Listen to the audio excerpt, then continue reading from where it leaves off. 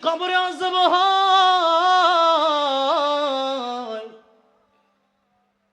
আমি নবী তো কবরের আযাব দেখি, আপনি তো দেখেন না। মহিলা, এটা কি তোমার সন্তান? আসলেই বলে হ্যাঁ। আমার নবী তো রহমতের নবী, আমার নবী সইতে পারেন না।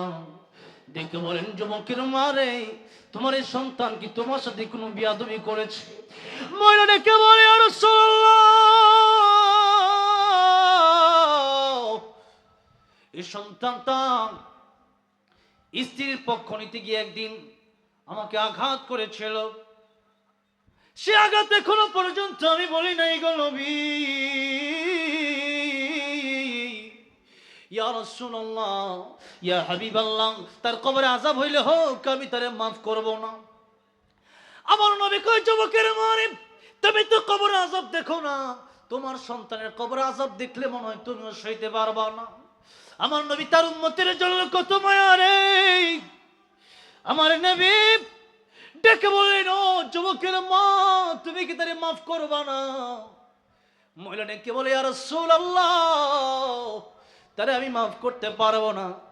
আমার নবী আমার আল্লাহকে ডেকে বললেন, ও আল্লাহ, এই মহিলাকে আমাকে যেমন তুমি কবরে আযাব দেখাচ্ছ, আমার নবী একদিন বললেন, আমার মনে হয় আমার উম্মতকে আমি আমার আল্লাহর কাছে আমি দোয়া করি, এই উম্মতকে যেন আল্লাহ কবরে আযাব দেখার সুযোগ দিয়ে দেয়।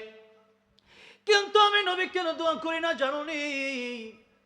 কারণ হচ্ছে, এই উম্মত যদি কবরে আযাব দেখে, তার মায়ের লাশ নিয়ে কবরে যাবে না, বাবার লাশ নিয়ে কবরে যাবে না, ভাইয়ের লাশ নিয়ে কবরে যাবে না, কবরে আযাবের ভয়। যে আমার ভাই কত গুনাহ করছে, এরে যদি কবরে রাখি, কবরের চাপ আমি সইতে পারবো না, সাপের কামড় আমি সইতে পারবো না, জাহান্নামের আগুন আমি সইতে পারবো না। সেই জন্য নিজের ভাই নিজের ভাইরে কবরে রাখবে না, সন্তান তার মা বাপরে কবরে রাখবে না, নাতি তার দাদারে দাদিরে কবরে রাখবে না, নানারে নানিরে তার নাতি কবরে রাখবে না, বাবা মা তার সন্তানকে কবরে রাখবে না।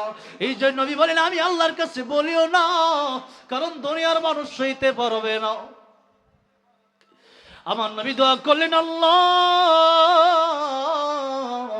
এই মহিলাকে তুমি কবর আযাবটা দেখার ব্যবস্থা করে দাও। আমার নবীর দোয়া কবুল হয়ে গেল। এবার আমার আল্লাহ রাব্বুল আমিন ডাক দিয়া বলেন, নবী আমার আপনার দোয়া কবুল করে নিলাম। যেই মাত্র মহিলা দেখো তার সন্তানের কবরে আযাব হয়, মহিলা চিৎকার মেরে বেহুশ হয়ে গেছে। আল্লাহু আকবার। যেই মাত্র বেহুশ হয়ে গেছে, জ্ঞান ফেরার পরে আবার ডাক দিয়ে বলি, ইয়া রাসূলুল্লাহ, ইয়া হাবিবাল্লাহ, কবর আযাব যে এত কঠিন আমি বুঝতে পারি নাই। ইয়া রাসূলুল্লাহ, ইয়া হাবিবাল্লাহ, আমার সন্তানের আযাব নিজ চোখে দেখে এটা আমি সইতে পারি নাই। আমি তো মা, যত কষ্টই হোক না কেন, এটা আমি আর মনে রাখতে চাই না। ইয়া রাসূলুল্লাহ, আমি মাত্র এই মুহূর্তে মাফ করে দিলাম। যে মুহূর্তে মা সন্তানকে মাফ করে দিয়েছে, সাথে সাথে যুবকের কবরের আযাব বন্ধ হয়ে গেছে। মায়ের চোখে ঝরলে পানি, আল্লাহর রস কাইপা যায়, কান্দে না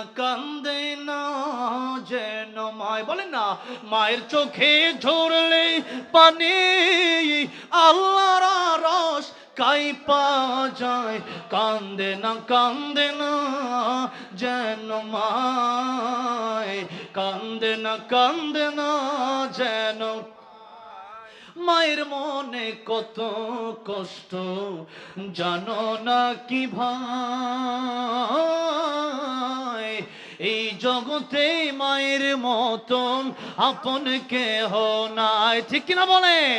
মায়ের মনে কত কষ্ট জানো না কি ভাই, এই জগতে মায়ের মতো আপন কেহ নাই। সেই মায়ের কষ্ট কেহ, সেই মায়ের কষ্ট কেহ দিও নাই দুনিয়ায়, কান্দে না যেন মায়, কান্দে না যেন। মায়ের চোখে ঝরলে পানি, আল্লাহর রস কাইপা যায়, কান্দে না যেন মায়, কান্দে না যেন। আমার ভাইরা, আমার বাবা যারা, সেই জন্য মার বাবার সাথে যদি বেয়াদবি করে থাকেন, মার বাবার কাছে মাফ নিতে হবে। সেই মাফ আল্লাহ করবে না, সেই মাফ রাসূল করবে না। আমার ভাইরা, আমার বাবা যারা, মার বাবার সাথে যদি কেউ বেয়াদবি করে থাকেন, মাফ চাইতে হবে। মার বাবার কাছে রাজি আছেন না নাই? আমার ভাইরা, আমার বাবা যারা, মা আর বাবার মর্যাদা কত বেশি, একটু কি বলবো, 1-2 মিনিট। মা আর বাবা, আমার নবী ডাক দিয়ে বলেন, ও সবিরা, মার বাবার দিকে যদি একবার তাকাও, একবার তাকানোর কারণে একটা কবুল হজের সওয়াব আল্লাহ দিয়ে দিবেন। সুবহানাল্লাহ। আচ্ছা এবার বলেন তো, হজ করা কি সহজ না কঠিন? টাকা পয়সা দরকার আছে, 8-10 লাখ টাকা লাগে। এরপরে যাইতে হয়, পাসপোর্ট করতে হয়, ভিসা করতে হয়, লং জার্নি কইরা বিমান দিয়ে যাইতে হয়। এরপরে দেখা গেছে তোয়াফ করতে হয়, সাই করতে হয়, মিনা যেতে হয়, মুজদালিফায় যেতে হয়, আরাফায় যেতে হয়, কুরবানি করতে হয়, অনেক কাজ। এরপরেও হজটা কবুল হয়েছে কিনা তার জানা। আর আমার নবী কয়, মায়ের দিকে একবার তাকাও, কবুল হজের সওয়াব। বাপের দিকে একবার তাকাও, কবুল হজের সওয়াব। আরে ওয়াজ কি 2 ঘন্টার ওয়াজ লাগে নাকি? একটা ওয়াজ 1 মিনিটের, এটাই বাড়ি লয়ে যান। ঠিক না বে ঠিক বলেন? এই জন্য কবিও বলেছেন, একটি হজের সওয়াবে মিলে মাকে একবার দেখিলে, মা কেন এত দামি জানে না সকলে, মা কেন এত দামি বলেন না, মা কেন এত দামি জানে না সকলে, মা কেন জানে না সকলে। কবুল হজের সওয়াবে মিলে, একটি হজের সওয়াবে মিলে মাকে একবার দেখিলে, মা কেন এত দামি জানে না সকলে, মা কেন এত দামি জানে না সকলে। আল্লাহু আকবার বলে। আমার নবীর কাছে প্রশ্ন করা হলো, ইয়া রাসূলুল্লাহ, সবচেয়ে বেশি ভালো ব্যবহার করার সবচেয়ে বেশি হক আমার কাছে কে পায়? নবী বললেন, উম্মুকা, তোমার মা। ইয়া রাসূলুল্লাহ, পরে কে? নবী কয় তোমার মা। ইয়া রাসূলুল্লাহ, পরে কে? নবী বলেন তোমার মা। আল্লাহু আকবার। ইয়া রাসূলুল্লাহ, পরে কে? আমার নবী কয় তোমার বাবা। 3 বার বললেন মায়ের কথা, কারণ মা 3টা জায়গায় যত কষ্ট করছে, বাবা ওই কষ্টগুলা স্পেশালি করে নাই। মা গর্ভধারণের কষ্ট করেছে। মা একটা বাচ্চা যখন জন্ম নেয়, মায়ের মনে হয় মা মরে যাবে। এরপরেও মা যখন ডাকটা শুনে, মায়ের কলিজা ঠান্ডা হয়ে যায়। এই জায়গায়ও কষ্ট। 2 বছর দুধ পান করানোর কষ্ট, এটাও বাবা সহ্য করে নাই, মা করছে। এই জন্য মা 3 বার, এরপরে হইল বাবা। নারীর মর্যাদা এর মাধ্যমে আল্লাহ নবী বাড়াইয়া দিলেন। ওই সময় নারীর মর্যাদা এমন ছিল, আল্লাহ কোরআন শরীফের সূরা নাহলে বলেছেন, তখন এই নারীরা যখন জন্ম নিত, তখন এই কন্যা সন্তানগুলোকে মাটি পুঁতে তাদেরকে দাফন করা হতো। কেউ আগুনে পড়তো, আর তারা মুখ কালো করে ফেলতো। ওয়াইদা বুশরা আহাদুম বিল উনসা দাল্লা ওয়াজহুহু মুসওয়াদ্দা ওয়া হুয়া কাযীম। আল্লাহ বলছেন, যখন তাদেরকে কন্যা সন্তানের সুসংবাদ দেওয়া হইতো, তখন তারা মুখ কালো করে ফেলতো, মনক্ষুণ্ণ হইতো যে আমার মেয়ে সন্তান হয়েছে। এরকম একটা সমাজ ছিল। আজকে নারীবাদীরা বলে নারীদেরকে ইসলাম ঠকাইছে। কেন? কয় যে ছেলেদেরকে 2 ভাগ দিছে, নারী 1 ভাগ পাইছে, ঠকাইছে। তাহলে আমি আপনাদেরকে জিজ্ঞাসা করতে চাই, ও নারীবাদীরা, হিন্দুদের যখন মেয়ে হয়, তাদেরকে কি সম্পদের ভাগ দেওয়া হয়? বিয়ার সময় স্বর্ণ গয়না বেশি দিয়া সালাম আলী দিয়ে বিদায়, যেরকম ঠিক না বে ঠিক? আর ইসলাম যে 1 ভাগ দিছে, এটা শুকরিয়া আদায় করা দরকার কি দরকার না? এখন আরেকটা কথা আছে, আরে নারীদেরকে নিয়ে আওয়াজ করলে, আমি পরশুদিন আমার ওয়াজের সাবজেক্ট ছিল ঢাকা খিলক্ষেত একটা মাদ্রাসায়, দিনের বেলা মাহফিল ছিল, সেখানে সাবজেক্ট ছিল ইসলামী নারীদের মর্যাদা ও অধিকার। এটা নিয়ে আলোচনা করলে বুঝতেন যে নারীদেরকে আল্লাহ কি সম্মান দিয়েছে। যেই নারীকে তারা মানুষই মনে করতো না, সেই নবী জাইসা বলেন, আল জান্নাতু তাহতা আকদামিল উম্মাহাত, মায়ের পায়ের নিচে জান্নাত। আর মায়ের হক 3 বার বলে এই নারীর মর্যাদা আল্লাহ নবী ইসলাম বাড়ায় দিচ্ছে। সুবহানাল্লাহ। একটা দৃষ্টান্ত দেই, 1:17 বেজে গেছে, ওয়াজ শেষ হবে 1:30টায়, এরপরে গজল, এরপরে আরো বিভিন্ন কিছু বাকি আছে। এরপরে কারণ এত ভাল লাগতেছে ওয়াজ করে, আর স্টেজে এমন শ্রোতা পাইছি আজকে আমার জীবনে এমন শ্রোতা পাই না। আল্লাহু আকবার কর। এমন শ্রোতা স্টেজের প্রথম পাইছি। এমন শ্রোতা স্টেজ থাকলে কি এর 1 ঘন্টা ওয়াজ করতাম। ওয়াজ করবো সারা রাত ইনশাল্লাহ, কি কর যদি আল্লাহ তৌফিক দেয়। তো এখন আসেন, হ্যাঁ গজল তো গাইলামই মোটামুটি 10-12টা, আরো গাবো ইনশাল্লাহ। এবার দেখেন নারীদের কথা আরেকদিন বলবো ইনশাল্লাহ, শুধু এতটুকু মনে রাখেন, একজন সন্তান তার বাবার কাছ থেকে পাইলো পরবর্তী তার দায়িত্ব অনেক। আর একজন নারী তার বাপের কাছ থেকেও পায়, তার ভাইয়ের কাছ থেকেও পায়, তার স্বামীর কাছ থেকেও পায়, তার সন্তানের কাছ থেকেও পায়। তাহলে নারীদেরকে ইসলাম 3 গুণ বেশি দিছে আরো। যেরকম সুবহানাল্লাহ। আরেকটা এক্সাম্পল দিই, মনে করেন 2 জন সন্তান, একজন বাবার, এক সন্তানের বয়স 20 বছর, আরেকটার বয়স 8 বছর, দুইটারে বাজারে পাঠাইছে। ছোটরা দিছে 100 টাকা আর বড় জন দিচ্ছে 1000 টাকা। বড়টারে কইছে যে এই 1000 টাকা দিলাম, মাছ আনবি, মুরগি আনবি, গরু আনবি। হ্যাঁ গরু গোস্ত কিনলে তো 1000 লাগে। কল আর 1000, 2000 দিলাম। এখন তারে 2000 দিল আর ছোটটারে 100 দিল। বড়টা বাজার করতে গিয়া 2000 তো লাগছে, নিজের পকেটে রিক্সা ভাড়া দেওয়া লাগছে। আর ছোটটারে চকলেট, চিপস, আইসক্রিম কিনে দিচ্ছে। আর ওই যে ছোটটারে 100 টাকা দিয়েছিল ওইটা পকেট হয়ে আছে, ওইটা কোনো দরকার নাই, ওইটা এমনি ফ্রি। এখন কেউ যদি কয় বাপে তো যা থাকে মহা খারাপ, কই কেন? বাপে তার 20 বছরের সন্তানকে 2000 টাকা দিয়ে বাজারে পাঠায়, আর এই 8 বছরের সন্তানটা দেয় 100 টাকা, এটা কেমন বাপ? এটা তো সন্তানের হক দেয় না। বলেন তো এটা কি জ্ঞানী না মূর্খ? তার তো বুঝার দরকার। এরা যে 2000 টাকা দিচ্ছে তো অনেক কাজ।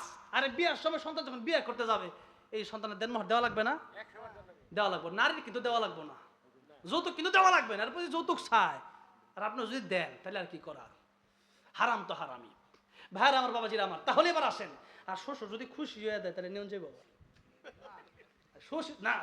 শ্বশুর যদি খুশি হয়ে দেয় তাহলে নিয়ন যাবো, তাহলে সমস্যা নাই। কিন্তু আপনি বলতে পারিবেন না যে আমাকে একটা মোটর সাইকেল না দিলে আমি কিন্তু বিবাহ করিব না। বলতে পারেনি কথা? পারেন, আপনি দিবেন তাকে।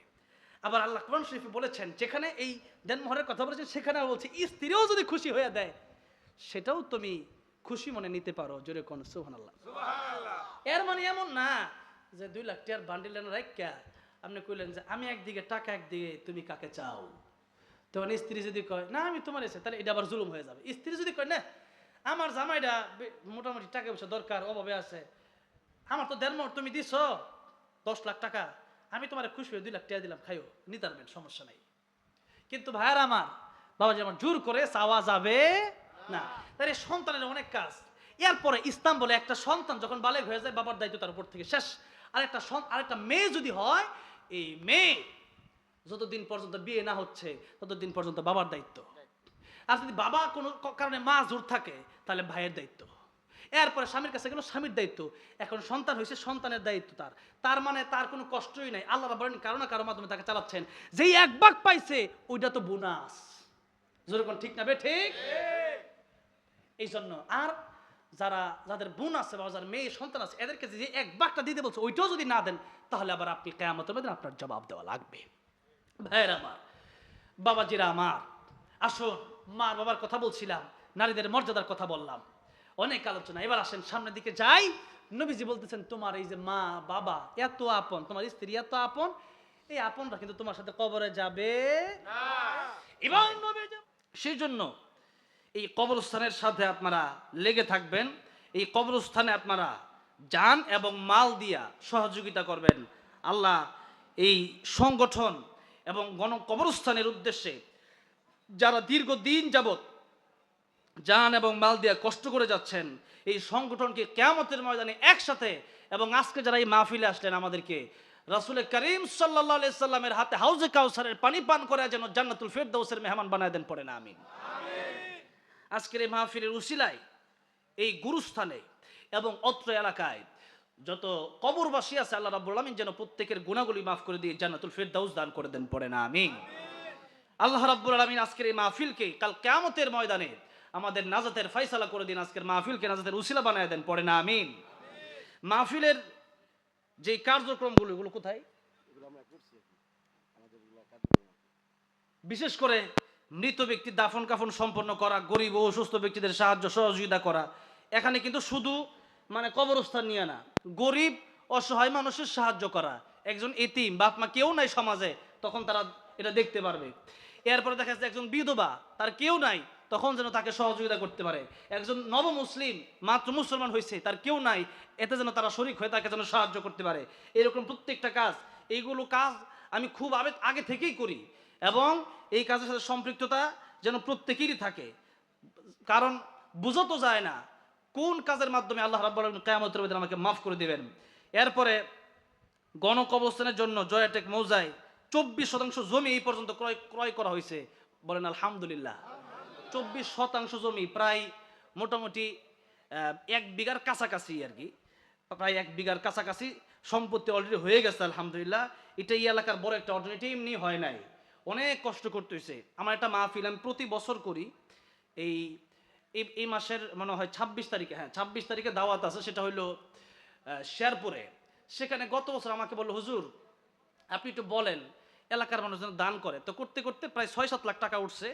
তো আমরা সর্বশেষ বলছে, এখানে একজন সভাপতি আছে, অনেক সম্পত্তির বাড়ি, কবরস্থানের রাস্তাটা দরকার, উনি কোনোভাবেই দিতেছে না, উনি প্রায় ওই রকম কথা বলতে পারে না, মৃত্যুর মুখোমুখি আর কি। তো ওনাকে একটু বলেন উনি যেন দেয়। আমি এত বুঝাইলাম, উনি দিল না। তার মানে বুঝেন, এত বুঝানোর পরেও মৃত্যু সজ্জায় প্রায় শায়িত, কবরে চলে যাবে বাপ, এই লোকটা কবরের রাস্তার জায়গাটা দিল না। দেখা গেছে মনে করেন যে 1-2 কাঠা জায়গা আর কি, তো এই জায়গাটা উনি দিল না। জায়গার দাম 2 লাখ টাকা, দিব না। তো এই যে দিল না, না দেওয়ার কারণে পরে হতাশ হয়ে গেলাম। এই বছর তারা আসছে, আবার দাওয়াত দিছে, কিন্তু কথাটা হইল 1 কাঠা জায়গা আমি এতবার চাইলাম তারপরেও দেয় নাই। তাহলে যেই যুবকরা প্রায় 1 বিঘার কাছাকাছি সম্পত্তি কবরস্থানের জন্য তৈরি করলো, এদের কাজটা কি সাধারণভাবে বেশি ভালো হয়েছে না কম ভালো হয়েছে? বেশি ভালো হয়েছে। এমন লোক যেই সমাজে থাকবে, এই সমাজটার উন্নয়ন হইতে বেশি দিন সময় লাগবে না। সর্বোপরি এই সংগঠনের জন্য আমি দোয়া করি, আল্লাহ রাব্বুল আলামিন যেন এই সংগঠনকে বাংলাদেশের শ্রেষ্ঠ সংগঠন হিসেবে কবুল আর মঞ্জুর করেন, বলেন আমিন। আপনারা এই সংগঠনের সাথে সম্পৃক্ত থাকবেন তো ইনশাআল্লাহ? ইনশাআল্লাহ, আল্লাহ কবুল করেন। আসেন আল্লাহর প্রশংসা আদায় করে আমরা আলোচনার মূল যেই কথাগুলো আছে সেই দিকে আমরা যাই ইনশাআল্লাহ। অনেকেই কথা বলছে, আসলে উলামায়ে কেরাম যেহেতু বেশি, রাত অনেক গভীর হয়ে গেছে, 11:15 বাজে, 12টা বেজে যাচ্ছে। 1 ঘন্টা সময় আপনাদের কাছে চেয়ে নিতে চাই। আমি বলছি 1টা পর্যন্ত চালাবো, তো উনি আমাকে ভাই বলছে যে ইন্ডিয়ায় গিয়ে 4 ঘন্টা বাস করতে পারেন, তাহলে কেন আপনি 1 ঘন্টা 2 ঘন্টা করতে পারবেন না? তো এখন কথা হয়েছে যে কত তো সত্যই, ইন্ডিয়া গিয়ে যদি এত দূরে গিয়ে 4 ঘন্টা করি, তাহলে এলাকায় তারও বেশি করা দরকার, কারণ নিজের এলাকা আগে ঠিক করা দরকার, ঠিক কিনা বলেন? তো যাই হোক, আপনাদের অবস্থা অনুযায়ী, কারণ খাইতে খাইতে যদি পেট ভরা যায়, তখন দেখা গেছে যতই খাওন দিবেন আর মজা লাগবো না। পেট ভরা, আপনি যদি বিরিয়ানি, হাজি বিরিয়ানি এনে দেন, মজা লাগবো? কি লিগে মজা লাগবো না? পেট ভরা, এনে মজা লাগার কিচ্ছু নাই। আবার খিদা লাগছে, সেফার ভর্তা ডাল দিয়ে দিলে, আলু ভর্তা দিলে, আরে কোনো কথা নাই, ওরা ধরা খেয়াল হয়ে গে, নুন আনতে ফান্তা ফুরাই, লবণ আনতে আনতে বাদ শেষ, কারণ খিদা লাগছে। তো যতক্ষণ আপনারা থাকবেন, ক্ষুধা আছে ততক্ষণ পর্যন্ত আমি আছি ইনশাল্লাহ। আর ক্ষুধা শেষ হয়ে যাবে, এরপরে দিতে চাইলেও নিতে পারবেন আপনারা, কারণ তো অনেক সময় পর্যন্ত নিতেছেন, অনেক কথা নেওয়ার লুট তো ক্ষমতা তো নাই, এখন নিতে নিতে পিছনে সব ভুলে গেলেন, লাভ নাই। এই জন্য যতক্ষণ পর্যন্ত আপনাদের ইমানি স্পিড থাকবে, ততক্ষণ পর্যন্ত ইনশাল্লাহ আমি আসি।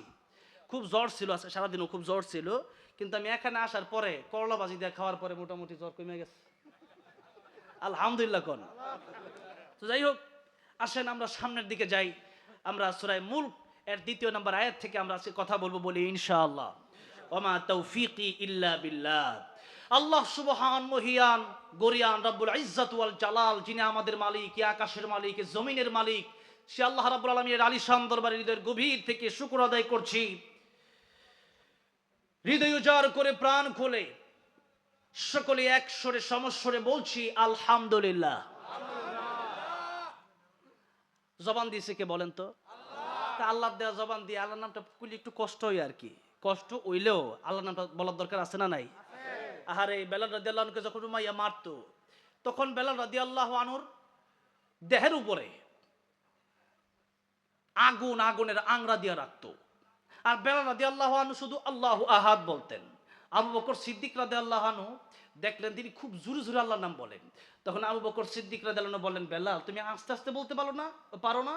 কারণ যে আল্লাহ জোরে বললে শুনে, সে আল্লাহ আস্তে বললেও শুনে কি শুনে না? শুনে। পৃথিবীর কেউ যেটা দেখে না, ওইটা আমার আল্লাহ দেখে কি দেখে না?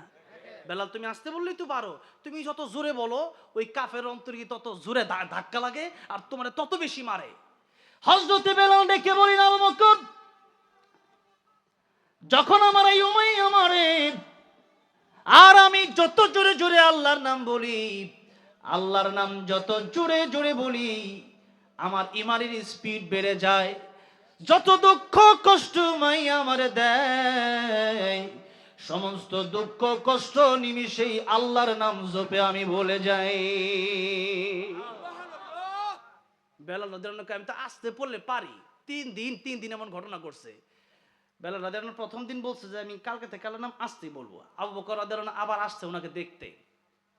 যখন দেখতে আসছে দেখে আবার জোরে বলে, তুমি আসতে বলতে পারো না? ঠিক আছে বলবো না। এরকম 3 দিন হওয়ার পরে ডাইরেক্ট এবার জবাব দিছে যে দেখেন, আপনি তো প্রতিদিন আমারে বলেন, কিন্তু আমি আল্লাহর নাম আসতে বললে মজা লাগে না, যত জোরে কই তত মজা লাগে। জোরে কোন সুবহানাল্লাহ। এই হইল ইমানদার ইমান, যেমন আল্লাহর নাম বলতে তার মজাও লাগবে তেমন। এই জন্য একটু জোরে সুরে বলা যাবে না আলহামদুলিল্লাহ? মাশাআল্লাহ। এবারের আওয়াজটা মোটামুটি ভালো হয়েছে, কারণ যত জোরে আল্লাহ বলবেন তত শয়তান দূরে চলে যাবে, ওয়াজের মজা তত বাড়বে। ভাইয়েরা আমার, বাবাজিরা আমার, যেহেতু কবরস্থানের উদ্দেশ্যে করে মাহফিল, সেই ক্ষেত্রে কবর নিয়েই হবে আজকের আলোচনা। আমাদের এই জায়গায় যেতেই হবে, কবরে আমাদের যেতেই হবে। পৃথিবীর যে কোনো ধর্ম আর জাতি, মুসলমান, হিন্দু, বৌদ্ধ, খ্রিস্টান, যাই বলেন, আস্তিক বলেন, নাস্তিক বলেন, আল্লাহরে মানে না, কিন্তু মৃত্যু যে হবে এটা কিন্তু ঠিকই মানে। ঠিক কিনা বলেন? এই জন্য মৃত্যু এবং কবর সম্পর্কেই আজকের আলোচনা হবে। এই জন্য কিছু নিয়ে বাড়িতে যাওয়ার দরকার আছে তো ইনশাআল্লাহ। আসেন আমরা সরাসরি আয়াতের দিকে যাই। তার আগে একটা কথা বলে রাখি, যেহেতু সূরা মুলক পড়ছি, সূরা মুলক 2-3 দিন আগে প্রথম আয়াত নিয়ে লম্বা চড়া তাফসির করছিলাম এই গাজীপুরে রাজেন্দ্রপুরে। আজকে দ্বিতীয় আয়াত বলবো। তো সূরা মুলক যারা প্রতি রাতে তেলাওয়াত করবে, রাসূল কারীম সাল্লাল্লাহু আলাইহি সাল্লাম বলেছেন কিয়ামতের ময়দানে সূরা মুলক তাদের জন্য আল্লাহর কাছে সুপারিশ করবে। শুধু সুপারিশ না, নবীজি বলেছেন জেরা করবে, মানে ঝগড়া করবে। কোরআন তো গায়রে মাখলুক, কোরআন তো মাখলুক না। মাখলুক আল্লাহর সাথে জেরা করতে পারে না, কিন্তু কোরআন তো আল্লাহর কালাম। আল্লাহর সাথে কোরআনের সম্পর্ক তাহলে ডাইরেক্ট আল্লাহর কালাম। তো সেই জন্য কোরআন কিয়ামতের ময়দানে বলবে আল্লাহ, বিশেষ করে সূরা মুলক যারা প্রতি রাতে এশার নামাজের পরে তেলাওয়াত করবে, সূরা মুলক তেলাওয়াত করে যারা ঘুমাবে, নবীজি বলছেন কিয়ামতের ময়দানে সূরা মুলক আল্লাহর দরবারে বলবে, আল্লাহ, তার গুনাহ অনেক বেশি থাকতে পারে, কিন্তু তারে জান্নাতে না দেওয়া পর্যন্ত আমি শান্ত হব না, তোমার সাথে আমার ঝগড়া শেষ হবে না। জোরে কোন সুবহানাল্লাহ। বলেন তো, কোরআনের সুপারিশ আল্লাহ গ্রহণ করবেন কি করবে না? করবেন। সেজন্য সূরা মুলক এটা হলো প্রথম আজকের শিক্ষা। সূরা মুলক প্রতিদিন আমরা তেলাওয়াত করব, বলি ইনশাআল্লাহ। এবার আসেন আমার আলোচ্য আয়াতের দিকে যাই। 2 নম্বর আয়াত, আল্লাহ রাব্বুল আলামিন বলেন, الذي خلق الموت والحياة ليبلوكم أيكم أحسن عملا وهو العزيز الغفور।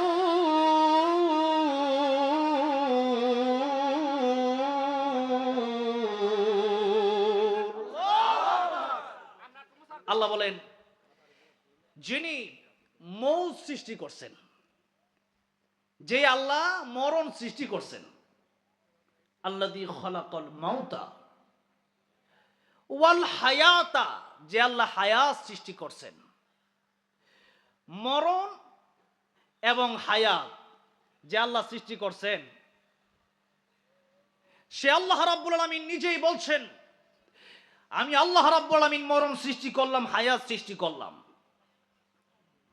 মৃত্যুর কথাটা আল্লাহ রাব্বুল আলামিন আগে বললেন, হায়াতের কথাটা আল্লাহ রাব্বুল আলামিন পরে বললেন।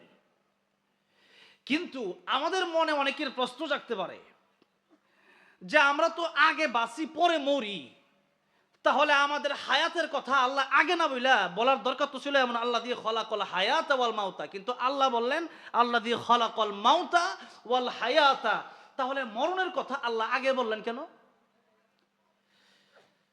মুফাসসিরে কেরামগণের কয়েকটা ব্যাখ্যা লিখেছেন।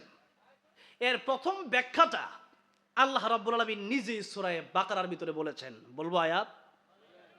আল্লাহ বলতেছেন, কাইফা তাকফুরুনা বিল্লাহি ওয়া কুনতুম আমওয়াতান ফাআহইয়াকুম সুম্মা ইউমীতুকুম সুম্মা ইউহয়ীকুম সুম্মা ইলাইহি তুরজাউন।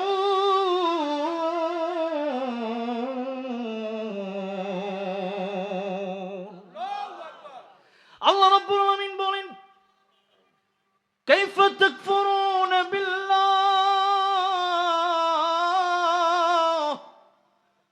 মানুষ কিভাবে আমি আল্লাহর সাথে নাফরমানি করে, মানুষ কিভাবে গুনাহ করে, মানুষ কিভাবে আমি আল্লাহর সাথে কুফরি করে।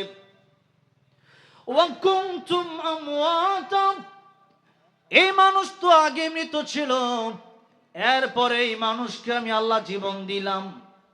ফাআহইয়াকুম, আল্লাহ কোরআন শরীফের আয়াতে কি বলছেন লক্ষ্য করেন। আল্লাহ বলতেছেন কাইফা, কিভাবে, তাকফুরুনা বিল্লাহ, মানুষ কিভাবে আল্লাহর সাথে নাফরমানি করে। ও কুনতুম আমওয়াতা, এই মানুষ তো মৃত ছিল। আল্লাযী খালাকাল মাউতা ওয়াল হায়াতা, মনে আছে ওই আয়াত, সূরা মুলকের আয়াত। সূরা মুলকের আয়াতের সাথে সূরা বাকারার আয়াতকে মিলামু, একটু বোঝার চেষ্টা করেন। আল্লাহ রাব্বুল আলামিন বলেন, আল্লাযী খালাকাল মাউতা ওয়াল হায়াতা, আবার আল্লাহ রাব্বুল আলামিন বলেন কুনতুম আমওয়াতান ফাআহইয়াকুম। তাইলে সূরা মুলকের প্রথমে আল্লাহ মরণের কথা বললেন, পরে হায়াতের কথা। সূরা বাকারায় আসলাম, সেখানে এখন দেখি আগে আল্লাহ মরণের কথা বলেছেন, এরপরে হায়াত। এখন আল্লাহ ওই আয়াত, যে অনেকের প্রশ্ন হইতে পারে যে মরণের কথা আল্লাহ আগে কেন বলেন, এবার আল্লাহ বুঝাই দিচ্ছেন, বান্দারে তুমি তো আগে মরাইছিলা। আগে আমরা কি ছিলাম? মরাইছিলাম। কেমনে? মায়ের পেটে যখন ছিলাম, এখনো দেহ তৈরি হয় নাই, জমাট রক্ত, এরপরে গুস্ত হাড্ডি, এরপরে মানুষের আকৃতিতে আল্লাহ যখন বানালেন, এখনো রুহু আসে নাই। এই মুহূর্তে যদি আল্লাহ রুহু না দেয়, তাহলে অনেক মৃত বাচ্চাও এই পৃথিবীতে ভূমিষ্ঠ হয় কি হয় না? মৃত বাচ্চা ভূমিষ্ঠ হয়েছে কেন? ওই যে আল্লাহ রুহু দেয় নাই। কি দেয় নাই? রুহুটা কি জিনিস? এটাও আল্লাহ নবীকে প্রশ্ন করা হয়েছিল, আল্লাহ জবাব দেয়। প্রশ্ন করা হয়েছে আমাদের নবীকে, ওয়াসআলুনাকা আনির রূহ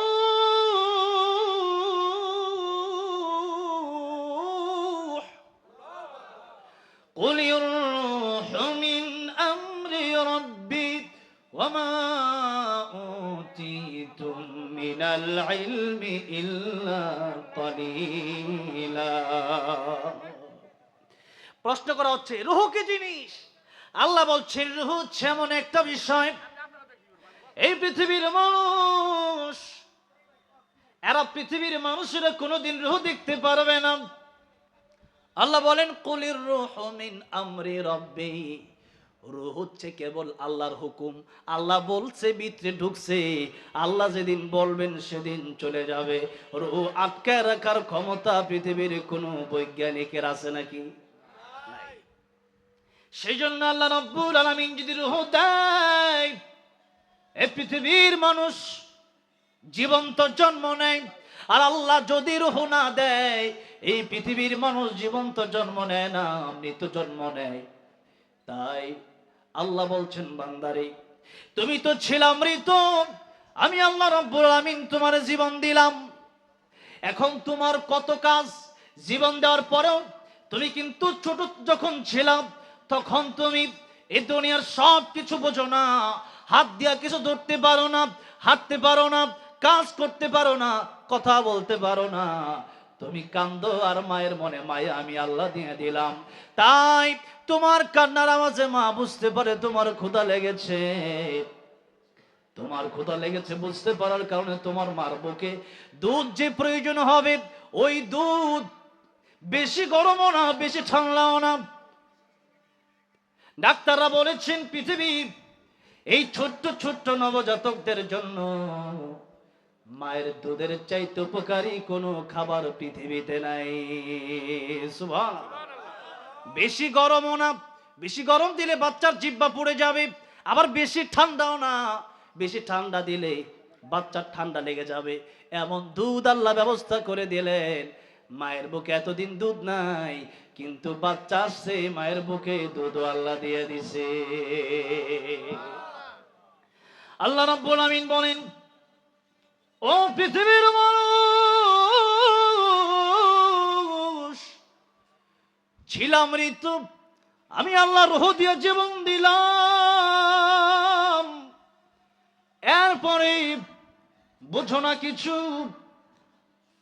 খালি কাঁদো, কথা বলতে পারো না। হাল আতা আলাল ইনসান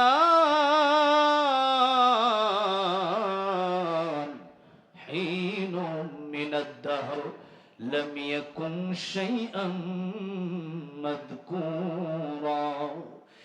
ও পৃথিবীর মানুষ, তোমাদেরকে আমি আল্লাহ জিরো থেকে হিরো বানিয়ে দিলাম। ও পৃথিবীর মানুষ, তাহলে তোমরা এক সময় ছিলা না, আমি আল্লাহ তোমাদেরকে রূহ দিলাম, এরপরে তোমাদের জীবন আসলো। তাই আল্লাহ বলছেন, কুনতুম আমওয়াতান ফাআহইয়াকুম, তোমরা ছিলাম মৃত, আমি আল্লাহ রাব্বুল আমিন তোমাদেরকে জীবন দেওয়ার পরে তোমরা হয়ে গেলা জীবিত। এখন জীবিত বাচ্চারা যখন বড় হইছে, তাকে নিয়ে কত মানুষের কারাকারি, বিভিন্ন সমাজ তারে টানে, বিভিন্ন মানুষ তারে ডাকি, চাকরি করতে হয়, ব্যবসা করতে হয়, তার কাজের অভাব নাই। তার সময়, এমন সময়টা এখনো হয় না যে আল্লাহ বান্দারে সময় দিল, সে বান্দা আল্লাহর জন্য একটা সময় দিতে পর্যন্ত পারে না। নামাজ পড়তে ডাকলে বলে সময় নাই, কি নাই? সময় নাই, তার সময় নাই। যে সময় আল্লাহ দিছে সে কয় আমার সময় নাই, নামাজ পড়ার সময় নাই। আহারে, এই জন্য আল্লাহ বলেন, এই মানুষটা কেমনে আল্লাহর সাথে নাফরমানি করে, অথচ সময় তো আমি আল্লাহ দিলাম।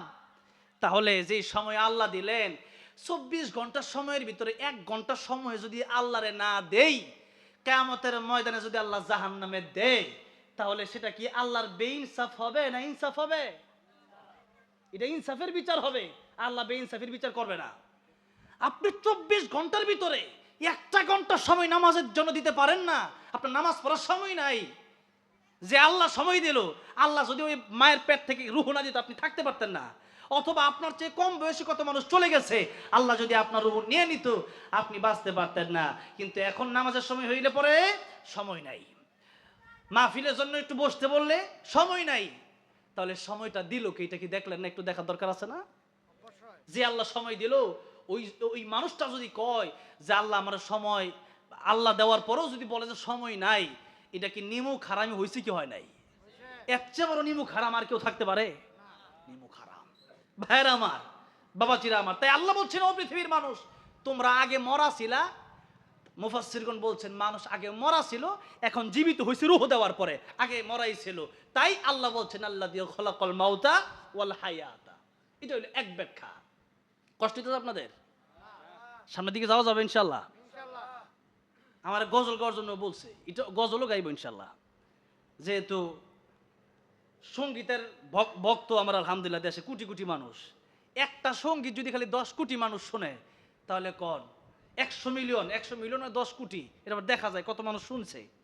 তাইলে বলেন, গজলও তো শুনতে চাইতেই পারে, ঠিক না বে ঠিক?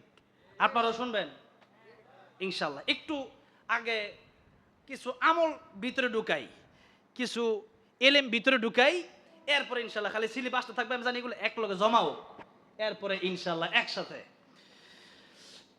আল্লাহ রাব্বুল আলামিন মরণের কথা আগে বললেন, এর দ্বিতীয় নম্বর ব্যাখ্যা হচ্ছে, এই পৃথিবীর জীবন আমার আসল জীবন না। এই পৃথিবীর জীবনের পরে যেই জীবন শুরু হবে, ওই জীবনটাই আমার আসল জীবন। সেই জন্য আল্লাহ রাব্বুল আলামিন বললেন, আল্লাযী খালাকাল মাউতা ওয়াল হায়াতা, আল্লাহ রাব্বুল আমিন বলেন, যিনি মরণ সৃষ্টি করেছেন, যিনি হায়াত সৃষ্টি করেছেন, তার মানে এই পৃথিবীতে এসেছি আমার মৃত্যুবরণ করা লাগবে, মরণ আমার হবে, মরণ আপনার হবে। শুধু আমার আপনার মরণ হবে তাই না, মালাকুল মাউত আজরাইলেরও মরণ হবে, কি হবে না? সবার যখন মৃত্যু হয়ে যাবে, আল্লাহ রাব্বুল আমিন বলেন, ও মালাকুল মাউত আর কে বাকি আছে? মালাকুল মাউত ডেকে বলবেন, আল্লাহ রাব্বুল আমিন সব শেষ, কেবলমাত্র আপনি আর আমি বাকি। আল্লাহ আগেই ঘোষণা দিয়েছেন সূরা রহমান, কুল্লু মান আলাইহা ফানি ওয়া ইয়াবকা ওয়াজহু রাব্বিকা যুল জালালি ওয়াল ইকরাম। এই পৃথিবীর সব ধ্বংস হয়ে যাবে, আকাশ জমিন গ্রহ নক্ষত্র মানব দানব সব শেষ হয়ে যাবে। আল্লাহ রাব্বুল আমিন বলেন, কেবলমাত্র আমি আল্লাহ রাব্বুল আমিন একাই বাকি থাকবো। ও মালাকুল মাউত, তোর বেঁচে থাকার কোনো অধিকার নাই। মুত ইয়া মালাকাল মাউত, মরে যা ও মালাকুল মাউত। যেই মাত্র আল্লাহ বলবেন মালাকুল মাউত তুইও মরে যা, সাথে সাথে মালাকুল মাউত আজরাইল আলাইহিস সালাম এত জোরে একটা চিৎকার মারবেন, দুনিয়ার কোন মানুষ যদি সেই চিৎকার শুনতো, দুনিয়ার সব মানুষগুলো সেদিন ইন্তেকাল করতো। দুনিয়ার কোন পশু পাখি যদি ওই চিৎকার শুনতো, দুনিয়ার পশু পাখিগুলোও সেদিন মারা যেত। এত জোরে একটা চিৎকার মেরে মালাকুল মাউত ইন্তেকাল করবেন, তারও মরণ হয়ে যাবে। এবার বেঁচে আছে একজন, জোরে বলেন তিনি কে? কে তিনি? তখন আল্লাহ বলবেন, লিমানিল মুলকুল ইয়াউম